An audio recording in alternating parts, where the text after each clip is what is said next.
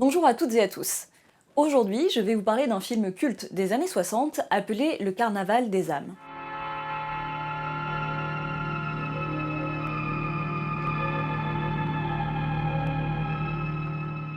C'est le seul long métrage de son réalisateur, Herk Harvey, qui vit le jour en salle en l'an de grâce 1962. Le Carnaval des âmes est une pépite relativement méconnue malgré son influence sur le cinéma de genre, et ce qui est super cool, c'est qu'il est actuellement disponible sur Shadows. Shadows, c'est une plateforme de VOD créée par des passionnés qui est entièrement dédiée au cinéma de genre. Bref, du pain béni pour les fans d'horreur que nous sommes, et Shadows me fait le plaisir d'être le partenaire de cette vidéo. Alors restez jusqu'au bout pour que je vous en parle en détail et surtout que je vous donne un code promo. Vraiment une super opportunité pour voir le film avant de se faire spoiler par cette vidéo. Bref, je vais centrer mon analyse autour du personnage de Mary, interprétée par Candace Hilligos, et pour vous parler d'elle, je vais d'abord commencer par résumer l'histoire du film. Une bande de jeunes femmes relève le défi de faire une course de voiture contre un groupe de garçons qu'elles croisent sur la route. Les voitures filent et s'engagent sur un pont, où la voiture des garçons taquine un peu trop celle des filles, jusqu'à ce qu'elle fasse une sortie de route et termine dans l'eau. La voiture coule, les gens s'attroupent, et alors qu'on pense qu'il n'y aura aucune survivante, l'une des jeunes femmes sort de l'eau et déambule à garde sur la berge. Il s'agit de Mary, qui dit ne pas savoir ce qui est advenu de ses amis. Elle reprend sa petite vie et arrive dans une nouvelle ville où elle a décroché un poste d'organiste dans une église. Elle s'installe dans une jolie chambre en ville, mais bientôt, les apparitions d'un homme étrange vont lui pourrir le quotidien.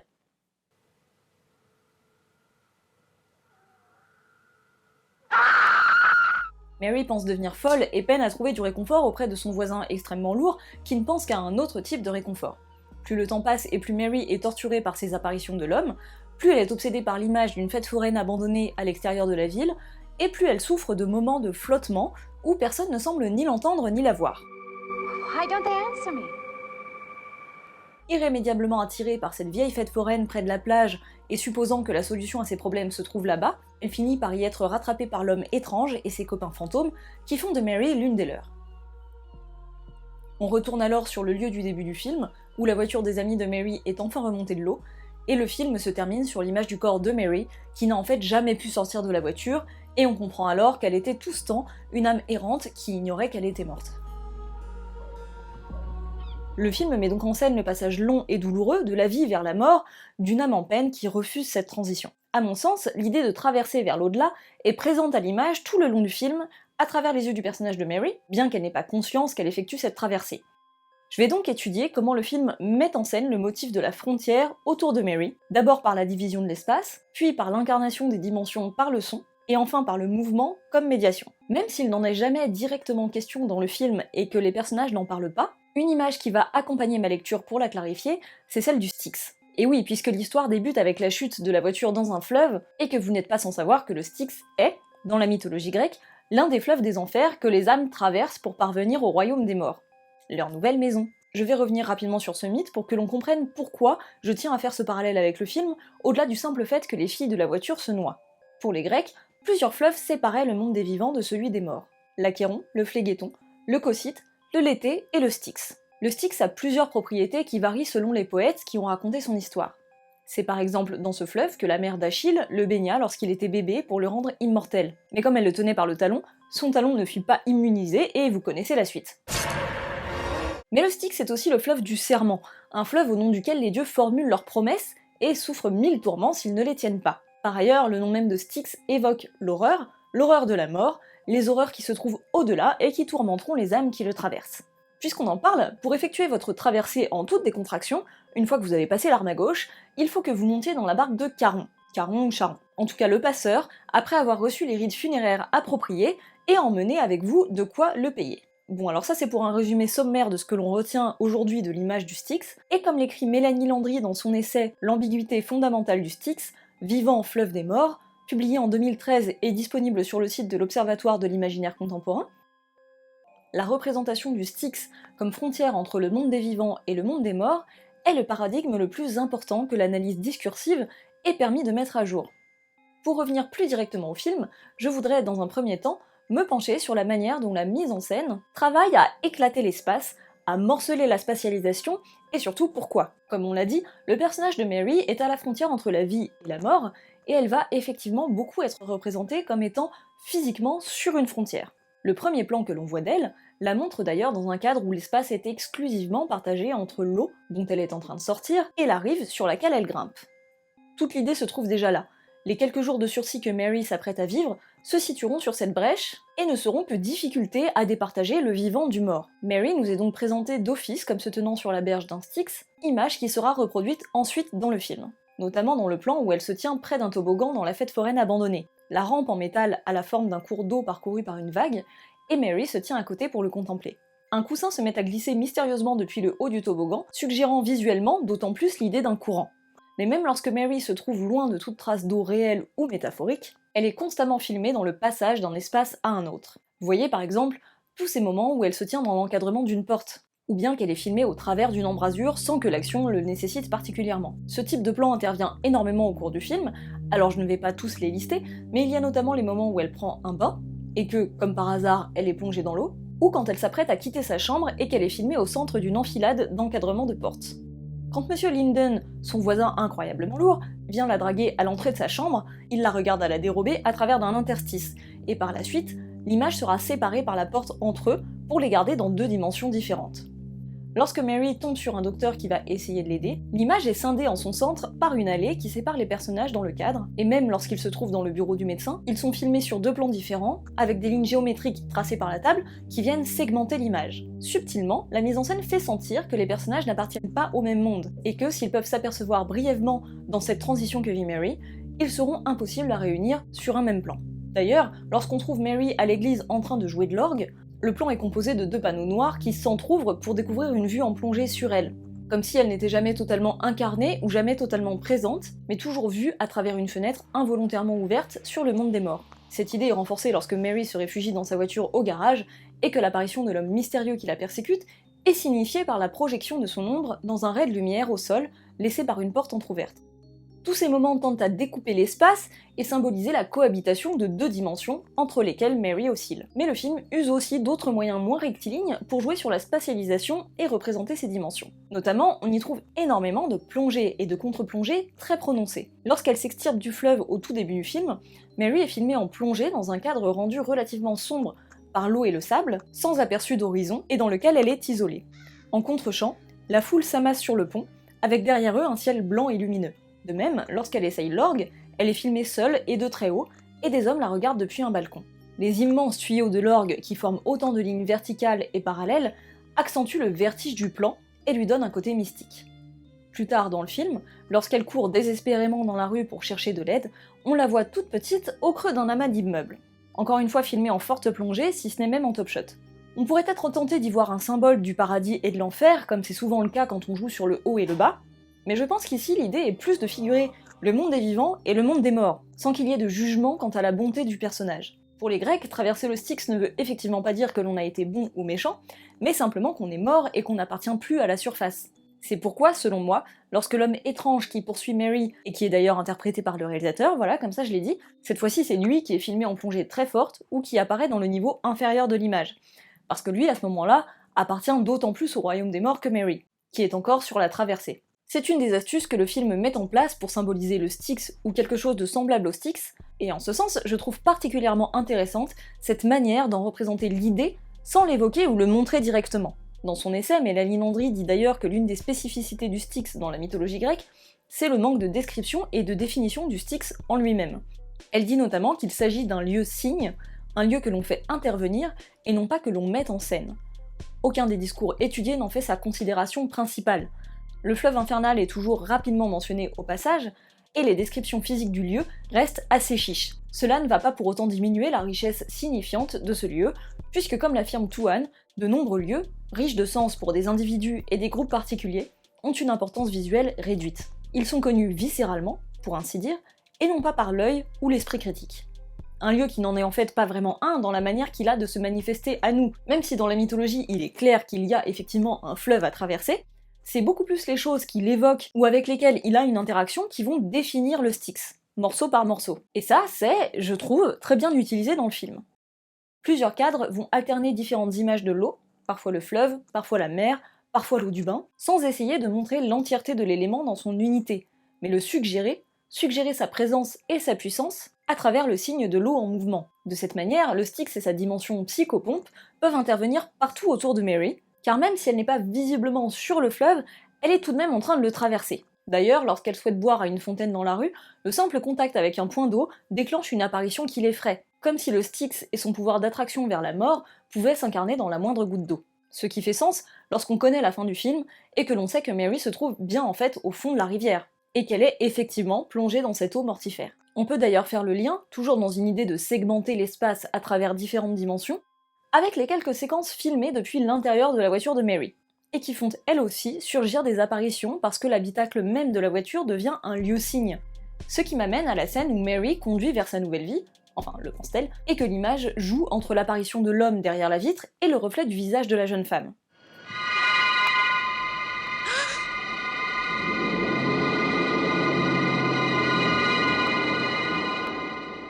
C'est le début d'un jeu de miroirs et de reflets qui va aussi essayer de faire communiquer le royaume des morts et celui des vivants, notamment en trompant les définitions. La surface des miroirs est souvent utilisée au cinéma comme prolongement de l'eau, ou inversement. Alors là aussi, il semble que les eaux funestes du Styx se manifestent dans les miroirs et les vitres, puisqu'elles sont autant de nouveaux cadres dans lesquels le reflet du vivant devient mort. C'est donc le cas dans la scène de la voiture dont je parlais, mais aussi quand Mary pense voir l'homme derrière sa fenêtre et qu'elle se rassure en contemplant son propre visage dans la vitre. Ou quand le voisin relou en chef tente de l'embrasser et que c'est le reflet de l'homme mystérieux qui apparaît dans le miroir. Tous ces cadres sont utilisés dans l'image comme une intrusion du royaume des morts dans la vie de Mary, comme des manifestations parcellaires du Styx. C'est d'autant plus parlant lorsque Mary essaye une robe dans une cabine d'essayage, et qu'un effet qui rappelle l'eau est appliqué sur l'image, et qu'elle se regarde dans le miroir. C'est comme un moment où elle fait un pas sur l'autre rive du Styx, et s'aperçoit avec horreur que plus personne ne la voit ni l'entend. Un état dont elle va peiner à s'extirper car le Styx ne se traverse que dans un sens. Comme le dit Mélanie Landry, en sa qualité de frontière, le Styx a bien entendu pour rôle d'ouvrir la voie, mais il possède également la fonction inverse d'empêcher le passage. Dans les Géorgiques, Virgile mentionne clairement comment les âmes se retrouvent prisonnières de la déesse, puisque le Styx, 9 fois replié sur lui-même, les retient à jamais dans le sombre séjour. Ainsi le Styx est l'onde qu'on ne repasse pas. Le fleuve infernal a donc la particularité d'être un passage à sens unique, un lieu de non-retour. Cette idée est déjà instillée au début du film, lorsque Mary déclare à un personnage qu'elle ne reviendra plus jamais dans sa première ville, avant de s'enfoncer une fois encore dans l'encadrement totalement sombre d'une porte et de disparaître dans le noir. Une préfiguration du destin de Mary, pour qui, vers la fin du film, l'idée de naviguer et de traverser n'est effectivement plus possible que dans un sens. On l'a vu, sa voiture devient lieu de tourmente et de rappel à sa mort, mais lorsqu'elle veut prendre un bus pour fuir, elle s'aperçoit que celui-ci est rempli d'âmes effrayantes qui se jettent sur elle. Tout élément de mobilité est alors cerné par la seule direction que Mary peut prendre, celle du royaume des morts. L'idée de passage à sens unique est incarnée en un seul plan qui insiste sur la main de Mary, qui essaye d'ouvrir une grille et n'y parvient pas.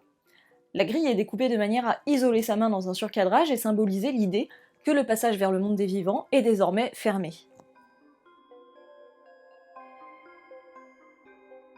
Mais un autre élément est aussi crucial et très travaillé tout au long du film pour faire communiquer les dimensions entre elles. Et c'est le son. Notamment la musique, bien sûr, cette espèce de nappe inquiétante jouée avec un orgue torturé.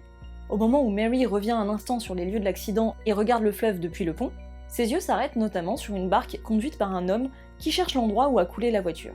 Si le fleuve est une représentation du Styx, alors cette barque pourrait représenter celle de Charon, le passeur qui conduit les âmes jusqu'au Tartare. En contre-champ de ce plan, le visage de Mary, figé et inquiet face à cette image. Les accents macabres de la musique semblent remplacer un dialogue entre Mary et ce qu'elle voit, et commencer à faire office de mauvais présage.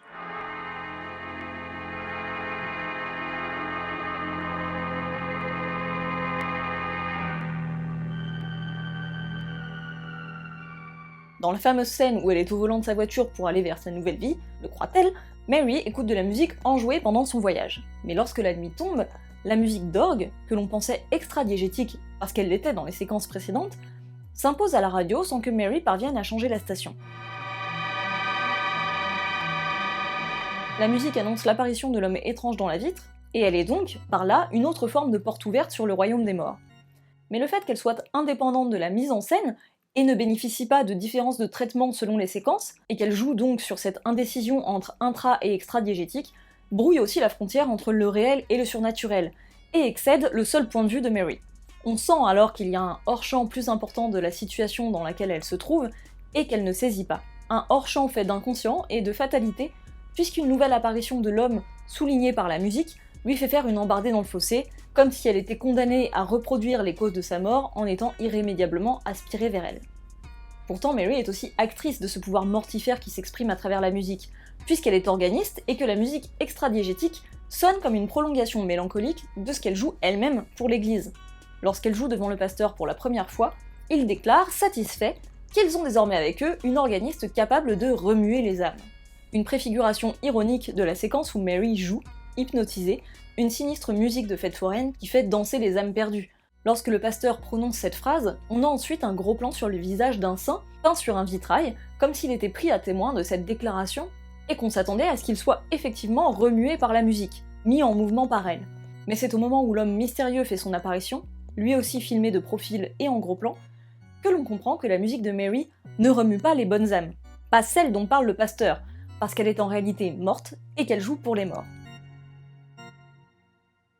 Ce n'est d'ailleurs pas par hasard si elle répète au long du film qu'elle ne voit l'église que comme un lieu de travail, et qu'elle ne se considère pas comme une femme d'église. Si elle a l'impression qu'elle est simplement en train de dire qu'elle n'est pas religieuse, elle révèle en réalité qu'elle n'y a pas sa place, et qu'elle ne peut concevoir aucun lien avec cet endroit. Ce qui est aussi à mettre en parallèle avec le moment où elle dit ne pas avoir l'intention de rendre visite à sa famille, parce que tous ses discours préparent, finalement, le moment où elle dit avoir le sentiment de ne pas avoir de place au sein de ce monde. As though for a time I didn't exist. As though I had no place in the world. No part of the life around me. Dans les deux séquences où Mary a justement cette impression de ne plus faire partie du monde parce que personne ne la voit ni ne l'entend, et qu'elle n'entend elle-même aucun son extérieur, la musique sinistre remplace tout bruitage et nappe son univers de notes inquiétantes qui l'emportent comme dans un courant au fond duquel on n'entend rien d'autre que de vagues résonances.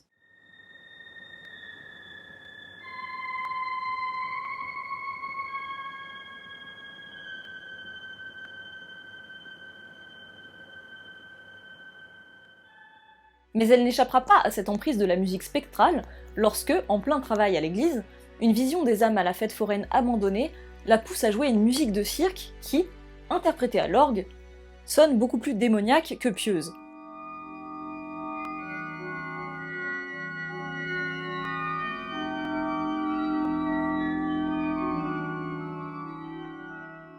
Pendant que cette musique joue, interviennent des plans sur la fête foraine et sur des paysages alentours, comme si la musique résonnait là-bas aussi, et voyageait à travers ces espaces où la distance n'existe plus, du point de vue des morts. Alors qu'on entend Mary jouer, on voit l'homme étrange gisant sous une eau stagnante ouvrir les yeux, puis sortir de l'eau, suivi par d'autres âmes qui vont danser sur cette musique. Comme on le disait, au clavier de cet orgue, elle n'en appelle pas aux âmes telles que le pasteur se les imagine, et il la vire donc aussitôt en lui disant qu'il la plaint pour son manque d'âme, ce qui est un petit peu comique. Là où cette musique nous la montrait certes hypnotisée, mais les yeux grands ouverts et animés d'un feu étrange, on la retrouve ensuite dans un bar où son voisin, Relou Ier, l'a invité pour dragouiller tranquille. Derrière eux, les gens dansent sur une musique joyeuse.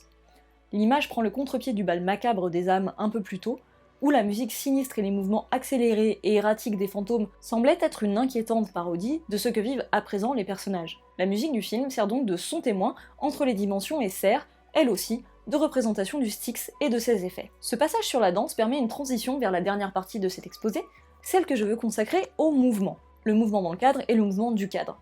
Car comme on va le voir, il exprime bien souvent, à lui seul, une communication entre le monde des morts et celui des vivants. Mélanie Landry écrit, au sujet du Styx, qu'il s'agit aussi d'un lieu associé à la mort, d'une part parce qu'il peut carrément être envisagé comme synonyme de l'Hadès, mais d'autre part parce qu'il s'agit d'un fleuve mort, un fleuve normal et généralement animé par un courant.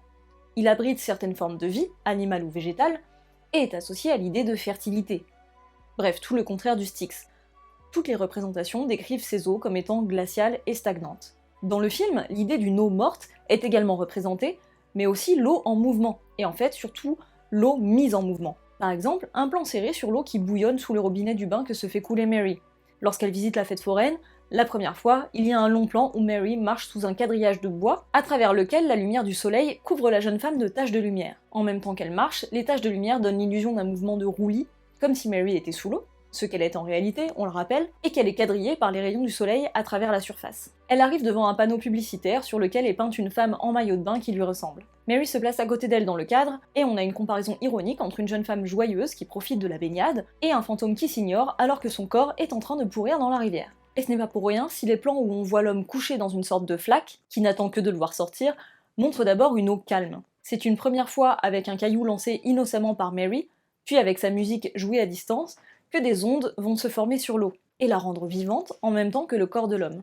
Le film fait le lien entre l'onde, l'eau, l'onde à la surface de l'eau, et l'onde de la musique. Le mouvement circulaire ou concentrique des ondes est d'ailleurs associé au royaume des morts. Lorsque Mary joue sous l'emprise d'une force maléfique, elle forme des cercles avec ses mains sur le clavier, tandis que les fantômes dansent en tournant sur eux-mêmes. Le montage alterné montre que ces mouvements accompagnent les leurs, et qu'ils s'encouragent l'un l'autre. Si nous avons donc une représentation figurative de l'onde avec le mouvement sur l'eau, qui sera mis en valeur par la lumière dans les plans où les morts émergent, ainsi qu'une représentation par le mouvement dans le cadre avec les mains de Mary et le mouvement des danseurs, on ajoute à ça aussi le mouvement de la caméra. Plus Mary est proche de l'autre rive, de sa propre mort, et plus le mouvement circulaire qui évoque l'onde dirige l'image. Dans la dernière séquence où elle se rend à la fête foraine et voit tous les fantômes danser, et qu'une version blafarde d'elle-même fait partie d'eux, la caméra la montre en train de danser en suivant son mouvement circulaire de manière à faire tourner le décor autour d'elle-même. En opposition à la version normale de Mary, qui observe sur le côté, immobile, et sur qui la caméra est également immobile. Les jeux d'ombre, le décor encombré et les mouvements rapides et artificiels des fantômes créent du surnaturel, du chaos, brouillent les espaces et contribuent à l'ouverture de cette fenêtre sur la mort dans un cadre du vivant. C'est le mouvement, cette agitation des âmes, dont parlait innocemment le pasteur, qui manifeste de la mort et de son pouvoir. C'est le tourbillon qu'elle forme qui attire Mary vers sa fin inéluctable, alors que c'est maintenant le film lui-même, à travers les mouvements de la caméra, qui a épousé le point de vue des morts. On disait donc précédemment que le Styx, qui n'est donc jamais qu'un enfer en lui-même, n'est jamais figé dans une description ou une image, mais qu'il n'apparaît que dans son contact aux personnages et aux éléments. Nous sommes ici sur la même idée, en essayant de saisir la mort, donc les choses stagnantes par excellence, à travers le mouvement qu'on peut leur donner. Ces choses invisibles, on ne peut les apercevoir tout à coup que lorsqu'elles bougent, que lorsqu'une musique nous les évoque, et établit un contact furtif avec elles. Mary est rattrapée par les âmes et par la mort dans un plan large, où elle est poursuivie par la foule inquiétante, qu'elle fuit en venant vers nous, comme une inversion cynique du plan qui la voyait accueillie par la foule qui lui portait secours au début du film. Une scène dans laquelle, en définitive, elle se mentait à elle-même. Pour finir, je citerai ce que Edith Hamilton écrit dans son livre La mythologie, à propos de l'Hadès, à savoir le royaume des enfers. Dans Homère, ce royaume est un monde vague et ombreux, habité par des ombres. Rien n'y est réel, l'existence des esprits, pour autant que l'on puisse parler d'existence, n'est qu'un rêve misérable. Et je pense que c'est la parfaite description du film. J'arrive au bout de ce que je voulais vous dire sur le Carnaval des âmes, un film que je trouve fascinant dans tout ce qu'il propose pour raconter ce que peut être le passage de la vie vers la mort, avec, selon moi, une empreinte mythologique très forte.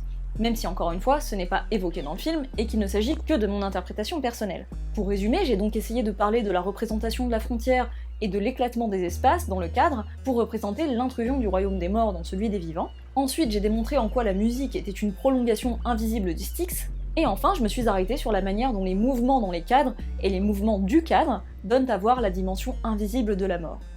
À la fin, lorsque le corps de Mary est retrouvé dans la voiture et sorti de l'eau, on peut supposer que sa traversée est enfin accomplie et qu'elle repose en paix. Plus ou moins. Si tout ce que je vous ai dit vous a donné envie de voir ou de revoir ce film passionnant, je rappelle qu'il est disponible sur Shadows, et je vais donc vous parler un petit peu plus de ce formidable partenaire. Comme je le disais en intro, Shadows est une plateforme de VOD française, créée par des passionnés, sur laquelle vous allez pouvoir retrouver essentiellement des films de genre, avec de l'horreur, du thriller, du fantastique, du policier, du cinéma bis, etc. Le catalogue vous permet de naviguer entre les catégories qui vous plaisent, et vous avez même à disposition un onglet Sélection, dans lequel différentes personnalités du cinéma, ou bien des vidéastes par exemple, vous proposent leur liste de conseils de films à voir sur la plateforme. Et donc je vous le donne en mille, j'y ai ma propre liste, et il y en a pour tous les goûts.